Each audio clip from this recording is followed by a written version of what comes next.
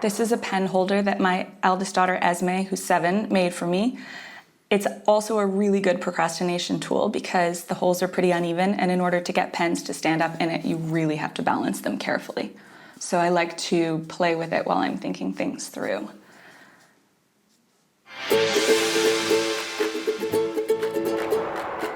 My name is Emma Knight. My book is The Life Cycle of the Common Octopus, and I live in Toronto.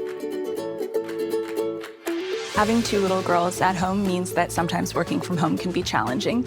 And when I need to get out of the house and work in another place, I come to the Toronto Reference Library. There's just something really calming and inspiring about being in this building filled with books.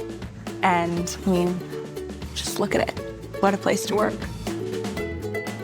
This is where my people are. The Life Cycle of the Common Octopus took 5 years to write, and during that time, my husband Anthony and I had 2 girls. We also got a puppy and moved house.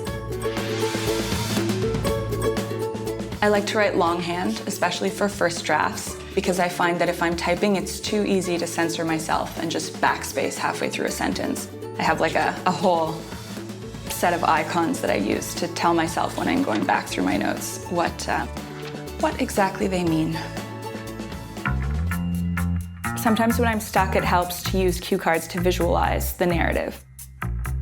I like to think of it in terms of architecture and to picture it as a building that needs to stand.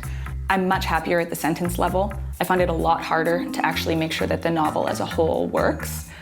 And that's where these cue cards come in handy. I also love to do timelines to make sure that there is one clear source of truth. That's critical.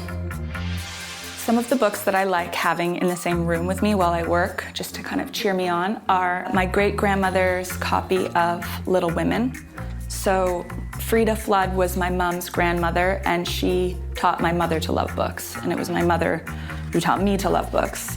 And then, of course, my mom, Colleen Flood, is a poet, and having her collection of poetry, Bonding with Gravity, close by is very inspiring for me. It reminds me of the women who made me who I am.